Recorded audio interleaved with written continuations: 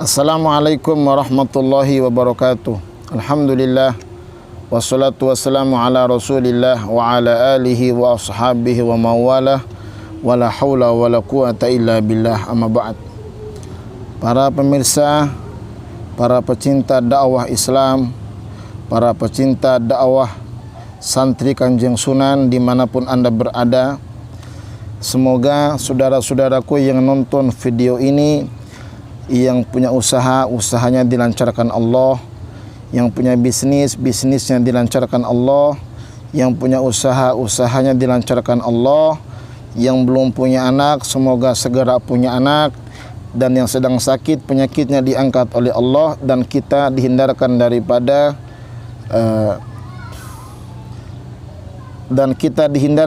daripada azab dunia hingga azab akhirat, dan dihindarkan daripada virus corona. Para pemirsa dimanapun Anda berada, biasanya apabila datang bulan Sya'ban, di antara kelompok umat Islam suka mengklaim dan menjas saudaranya bahwa bulan Sya'ban itu bulan biasa-biasa saja. Tetapi di sisi lain ada di antara umat Islam yang melaksanakan puasa-puasa di dalam bulan Sya'ban ini. Bahkan ada yang puasa 10 hari dan lain sebagainya. Dan yang luar biasa juga adalah begitu menghampiri nisfu Sya'ban, 15 hari di bulan Sya'ban, biasanya umat Islam melakukan amalan-amalan tertentu. Ada yang qiyamul lail pada malam nisfu Sya'ban, ada juga yang berpuasa pada bulan pada nisfu Sya'ban tersebut, dan ada juga di antara umat Islam pada malam nisfu Sya'bannya ada yang baca surat Yasin. Maka pada kesempatan yang mulia ini, saya santri Kanjeng Sunan Abdul Hakim Abu Bakar ingin memberikan satu pemahaman dan ingin membacakan hadis-hadis daripada baginda Rasul bahwa bulan Sya'ban itu adalah bulan yang mengandung keberkahan, karena kita suka berdoa, Allahumma barik lana fi Rajab wa Sya'bana wa balighna Ramadan. Ya Allah, berkahilah kami di bulan Rajab dan juga di bulan Sya'ban, dan sampaikanlah kami di dalam bulan suci Ramadan. Para sahabat santri Kanjeng Sunan dimanapun Anda berada, bahkan bulan Sya'ban ini ada puasa-puasanya. Apakah benar puasanya? Kita akan melihat bagaimana hadis daripada baginda Rasulullah sallallahu alaihi wasallam. Hadis ini riwayat Al-Imam Al-Bukhari dan Imam Muslim. Dan hadis ini dari Aisyah radhiyallahu anha. Kalimatnya adalah, An Aisyah radhiyallahu anha qalat, kana Rasulullah sallallahu alaihi wasallam yasumu hatta naqul la yuftiru wa yuftiru hatta naqul la yasumu. Fama ra'aitu Rasulullah sallallahu alaihi wasallam istakmala siyama syahrin illa Ramadan wa ma ru'aituhu aktsaru siyaman minhu fi Sya'ban. Rawahul Bukhari wa Muslim. Dari Aisyah radhiyallahu anha, semoga Allah Subhanahu wa taala meridhoinya, dia berkata, Rasulullah sallallahu alaihi wasallam terkadang puasa terus sehingga kami mengira beliau tidak akan berbuka, dan terkadang beliau tidak berpuasa sehingga kami mengira beliau tidak akan berpuasa. Aku tak pernah melihat Rasulullah sallallahu alaihi wasallam berpuasa sebulan penuh selain bulan Ramadan, dan tidak pula aku melihat beliau berpuasa lebih banyak dibandingkan dengan puasanya di bulan Sya'ban. Para pemirsa sekalian, dan ada lagi hadis dari baginda Rasulullah sallallahu alaihi wasallam. Hadis ini lagi-lagi diriwayatkan oleh Al-Imam Al-Bukhari dan Imam Muslim. lam yakunin nabiyyu sallallahu alaihi wasallam yasumu syahrun akthar min Sya'ban fa innahu kana yasumu Sya'bana kullah wa kana yaqulu khudhu minal amali ma tutiquna fa innallaha la yamallu hatta tamallu wa habbu salati ila nabiyyi sallallahu alaihi wasallam duwim alaihi wa in qallat wa kana idza shalla salatan dawama 'alaiha. Rawahul Bukhari wa Muslim. Nabi sallallahu alaihi wasallam tidak pernah berpuasa di satu bulan penuh yang lebih banyak dibandingkan puasa di bulan Sya'ban. Beliau berpuasa satu bulan penuh, namun beliau mengatakan, ambillah amal baik itu semampumu. Sesungguhnya Allah tidak akan jemu sebelum kamu sendiri yang jemu. Dan solat yang paling disukai Nabi adalah yang dilakukan terus menerus, sekalipun sedikit. Beliau itu apabila melakukan suatu solat, dilakukannya secara rutin. Kedua hadis ini yang barusan saya bacakan para pemirsa sekalian menunjukkan kemuliaan bulan Sya'ban. Artinya di dalam hadis ini Rasul terkadang puasa, Rasul terkadang tidak di bulan Sya'ban itu. Artinya kalau ada di antara orang yang berpuasa di bulan Sya'ban, maka itulah yang Rasul lakukan. Dan kalau ada orang yang tidak berpuasa di bulan Sya'ban, dan itu juga yang Rasul lakukan. Jadi biarkan saudaramu yang berpuasa di bulan Sya'ban. Jangan kau anggap itu perbuatan bid'ah. Jangan, itu amalan yang Rasul juga lakukan. Coba lihat. Dalam salah satu hadis Nabi juga, An Abi Salamah qala sa'altu Aisyah radhiyallahu anha an siyami Rasulillah sallallahu alaihi wasallam faqalat. Dari Abi Salamah aku bertanya kepada Aisyah radhiyallahu anha, semoga Allah Subhanahu wa taala meridhoinya, tentang puasa Rasulullah sallallahu alaihi wasallam ini di bulan Sya'ban tentunya. Faqalat, karena kata Aisyah, kana yasumu hatta naqula qad shoma wa yuftiru hatta naqul qad aftara wa lam arah sha'iman min syahri qattu aktsara min siyamihi min Sya'ban kana yasumu Sya'bana kullah kana yasumu Sya'bana illa qalila. Kata Aisyah adalah beliau terus berpuasa hingga kami mengatakan beliau puasa terus, dan sekali waktu beliau tidak berpuasa sehingga kami mengatakan beliau tidak lagi akan berpuasa. Dan aku tidak pernah melihat beliau berpuasa di satu bulan pun yang lebih banyak dibandingkan pada bulan Sya'ban. Pada bulan Sya'ban beliau berpuasa penuh kecuali sedikit hari saja. Lihat, jelas sekali hadis ini.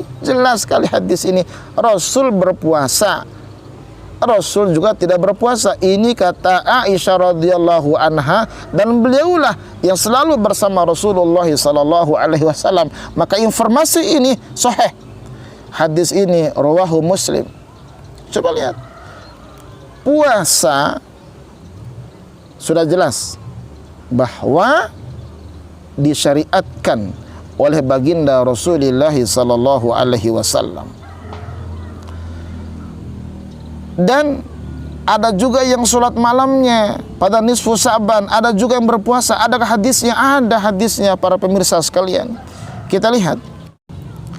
An Ali bin Abi Thalib qala Rasulullah sallallahu alaihi wasallam, idza kanat lailatun nisfi min Sya'ban faqumu lailaha wa sumu yaumaha fa inna Allaha yanzilu fiha li ghurubi syamsi ila sama'id dunya fayaqulu ala min mustaghfirin fa aghfiru lahu ala mustarziqun fa arzuqhu ala mubtalam fa u'afiyahu ala kadha hatta yatlu al-fajr. Apabila datang malam nisfu Sya'ban, bangunlah malam harinya dan puasalah siang harinya. Jelas. Idza kanat lailatu nisfi min Sya'bana faqumu lailaha wa sumu yaumaha. Coba lihat. Apabila datang malam nisfu Sya'ban, maka bangunlah pada malam harinya. Artinya salat malam.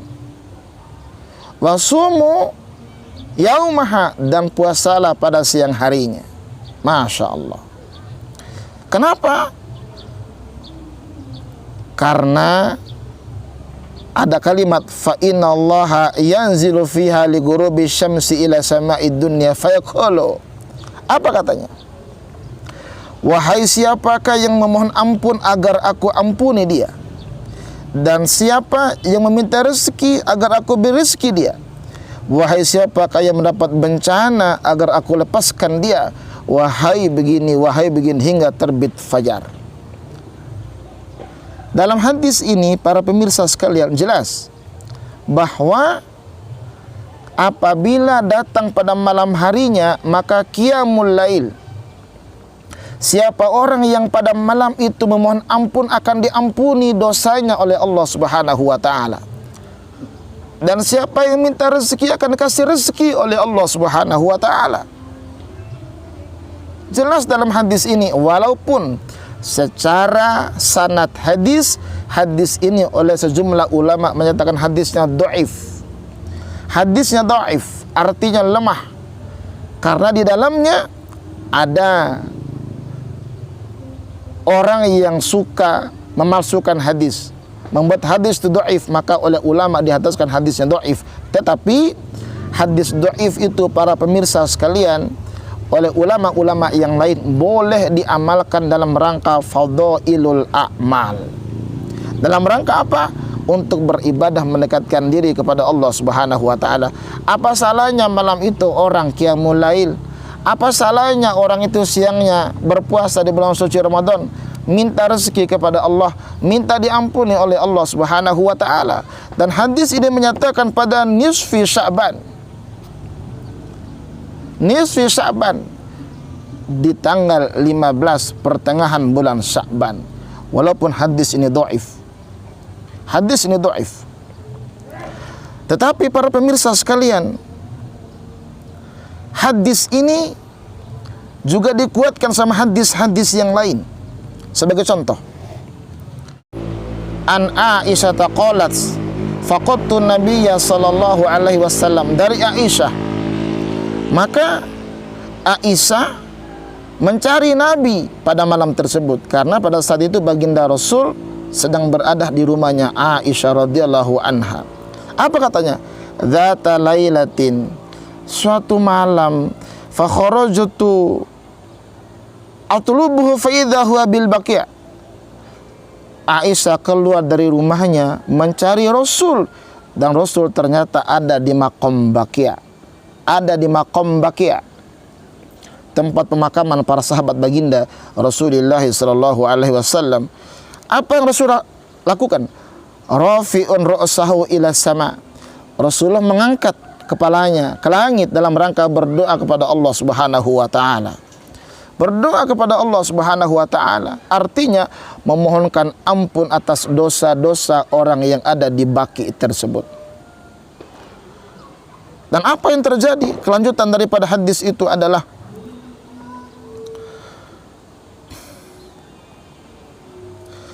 innallaha ta'ala yanzilu lailatan nisfi min Sya'bana ila sama'id dunya fayaghfiru liaktsara min adadi sya'ri ghanam. Kata Rasul pada saat didatangin sama Aisyah tersebut, sesungguhnya Allah Subhanahu wa taala pada malam nisfu Sya'ban turun ke langit dunia, lalu mengampuni dosa manusia sebanyak hitungan bulu-bulu kambing. Pada malam nisfu Sya'ban dalam hadis ini Rasul datang ke Baqi'. Datang ke Baqi', disaksikan oleh Aisyah radhiyallahu anha, disaksikan oleh istri tercintanya.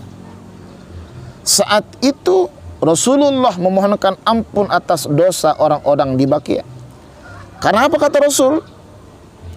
Sesungguhnya Allah Subhanahu wa taala pada malam nisfu Sya'ban turun ke langit dunia lalu mengampuni dosa manusia sebanyak hitungan bulu-bulu kambing. Bayangin. Bayangin, bagi siapa? Bagi mereka yang memohon ampun pada malam nisfu Sya'ban tersebut, sama seperti hadis yang tadi saya bacakan para pemirsa sekalian.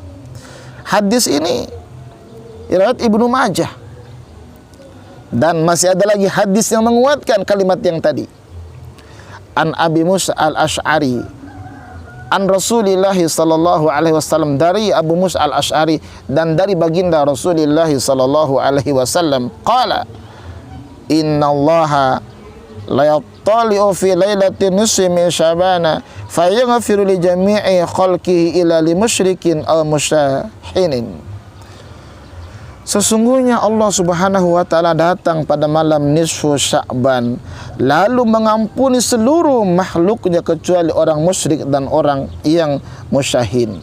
Lihat para pemirsa sekalian, lagi-lagi hadis ini menyatakan pada malam nisfu Sya'ban Allah mengampuni dosa orang-orang yang memohon ampun kepada Allah Subhanahu wa taala. Yang memohon ampun kepadanya diampuni dosanya oleh Allah Subhanahu wa taala. Dan hadis ini disahihkan oleh Syekh Nasiruddin Al-Albani. Silakan buka di dalam Silsilah Al-Ahadits As-Shahihah. Jelas ini. Jelas para pemirsa sekalian. Artinya apa?